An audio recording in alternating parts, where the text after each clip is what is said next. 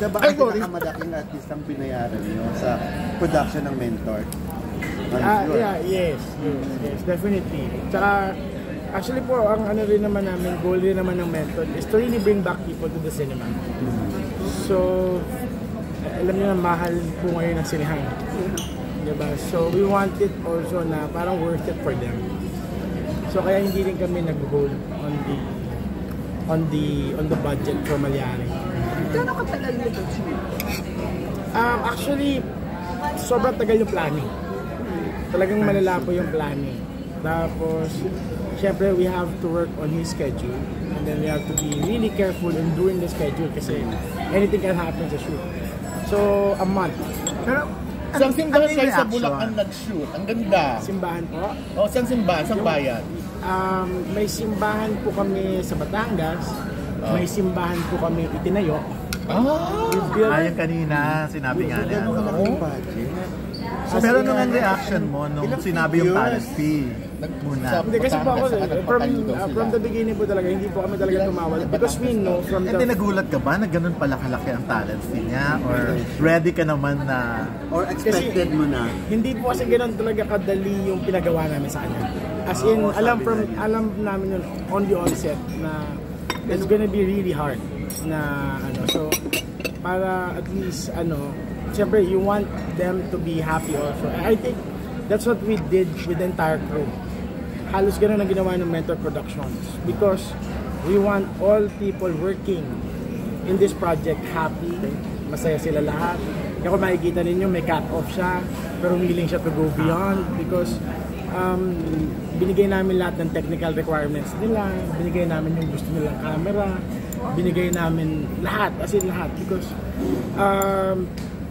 ako kasi I have a dream of tawag dito, kapag pakita, matagal tayong nanggigigil kasi siguro yung Pinoy na ang mahal ng sine, tapos manunood kami, ganun lang yung makikita namin. So, ako naman, parang it's worth it to invest also. I-all out mo na din. Tingnan natin kung talagang as of the moment, talagang nakikita ko naman yung warm welcome. Na pag nung nakita nila, teaser lang 30 seconder, parang alam na nila na pinagkagastusan, alam na nila na hindi biro yung ginawa. And so, magkano nga daw? Less than 100 million. Mga ganon, less than 100 million. Yes po. Yes. Mga 990. Sobrang, as in, even in the, you will even hear our technical na may mga ginawa kaming Hollywood practices. Just to make sure that we'll be able to deliver. Like for example, yung mga bagay na yung walkthrough, yung bago mag-shoot, lahat ng crew nandun na isa-isa. Ginawa namin kaya matindi yung planning. So that will even add up to the kasi expense eh. Alam naman natin eh. Pero I think the story actually deserves it eh. Nung nakita ko kasi yung script parang yun nga, kaya nga hindi mo itatanggi na kailangan itanong sa iyo ni Papa P kung magkano yung production value kasi sa script pa lang alam mo na mahirap siya. Ngayon pag nagkamali ako ng banggit sa kanya, ibig sabihin hindi ko alam ginagawa ko. Diba? Kasi sa script pa lang po alam mo na kung magkano eh. So sa tingin mo kakayanin siyang mabawi sa run ng Metro Manila Film Fest o kailangan sa iba pang paraan, halimbawa sa mga plots, may benta sa network, may benta sa streaming platform para makabawi?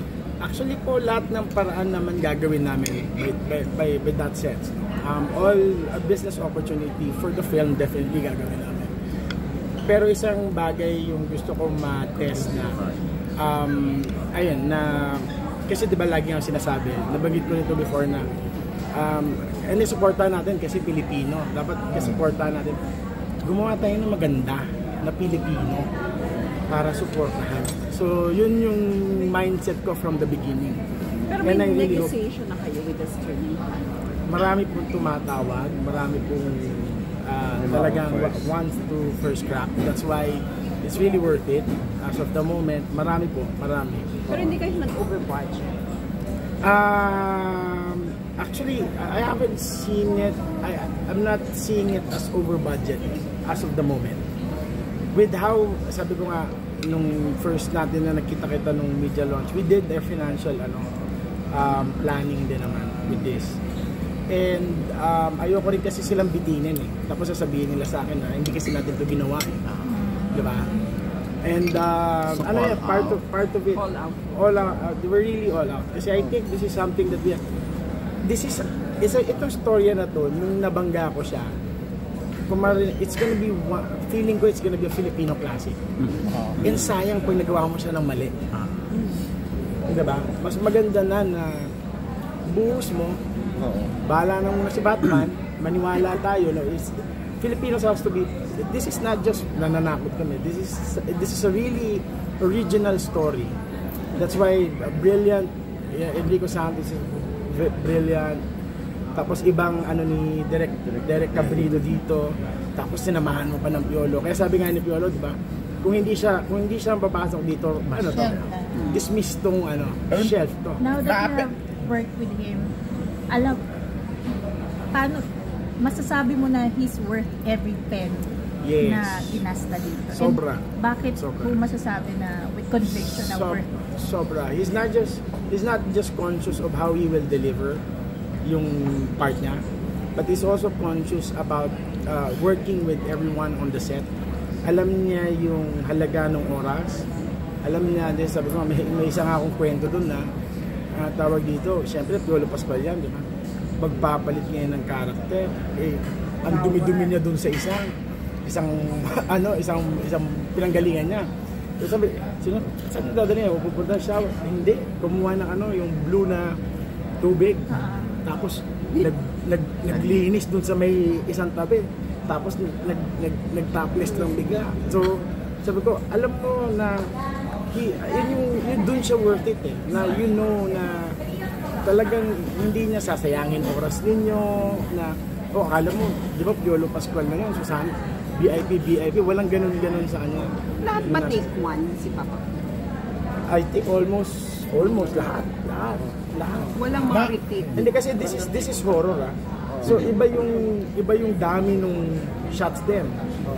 And definitely pagdating sa kanya, alam mo from the beginning na binibigay niya lahat. He's very conscious about it kasi nung dumating na siya sa set, iba yung nagko-conceptualize kami.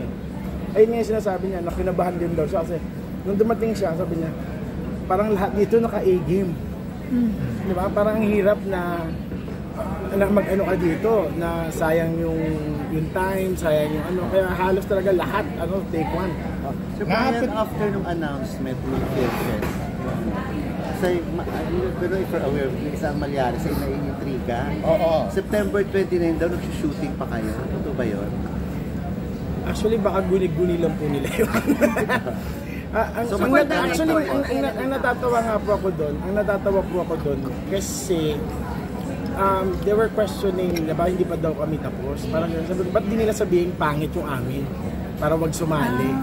Parang kailangan nilang humanap ng ibang dahilan para hindi kami makasali. Parang sabi ko, but actually it's a welcome sa amin kasi hindi sinasabing pangit yung pelikula, wag yung isama. Kasi pangit. So, pero may mga siyempre yung dalawang malaking camp na horror movies, talagang siyempre super react sila. Kayo ba nagre-react? Bakit hindi nakapasok yung kay Nadine? Bakit hindi yung Shake? Siyempre may mga pinaglalaban din yung dalawang horror. Bakit ito ang nakapasok? Actually kami po, sa akin lang, kinakabahan lang ako hanggang sa announcement. Kasi alam ko po, malalaki po ang sumali. Hanggang dun na po ako. Parang, and I cannot, alam mo yun, ako, hindi ko po alam kung paano yung naging nagulat nga ako, naging 10 nung nalaman ko, diba 10? So nasa isip ko pa, naku, mukhang tayo, tawag dito, baka mag-more on horror, parang gano'n ang mangyayari, diba? Kasi ang gaganda talaga, ang gaganda ng entries. And sa amin, ako, I'm just very, very happy na napili kami. And sa akin naman, siyempre, baguhan po ako. Baguhan talaga kami. And that's something na siguro, baka yun lang din ang hinahanap. I might, diba? So sa akin, I cannot say anything about dun sa pelikula. Alam ko po, pinagpipitagan po yung lahat. Diba? We give them the highest respect. So mas maganda ito sa charot. Hindi nagtanong. May entry rin sila last year, di ba? Yes. Pero so, yung kumbaga naging experience nyo last year, hindi kayo na Parang hindi ka ba kayo nadala? Nadala? Actually, talaga... Or nastalo kayo na challenge? Hindi, actually ako, I was enjoying doing it last year. And then, they had so much fun. And last year, talagang, ako kasi I was trying to prepare, I'm really looking for a piece that I can really work personally. Alam mo, I've worked with really good people. Joel Amangan, lahat po yan. Pero this time, sabi ko, ang dami ko rin po sinatutunan last year. That was my time of observation. That was my time of parang enrollment, tuition fee para matuto. So ngayon, parang we're ready. Tapos bumagsak pa sa akin itong napakagandang istorya. And then you know that it can be a Filipino class. It's very, very Filipino. And it's an original take. Diba? Kasi talagang hindi mo, kaya daming nagtatanong diba? So yun ang pinaka and ang pinaka kung bakit kami talaga nagbuhos, ako personally, hindi ko talaga tinipid to because I think sa mahal ngayon ng sine, parang you wanna go out na parang ay worth it yung bilayan. Sir, hindi naman siya, hindi kami magkalaban. Alam mo po, we can even help each other out on, diba? Ibang gusto mong experience dito, ito naman ibang experience niya. Ayun, we're very happy, na pasama po kaming dalawa. Sa press preview pa. Mga namin. Definitely will do that. Would you be willing to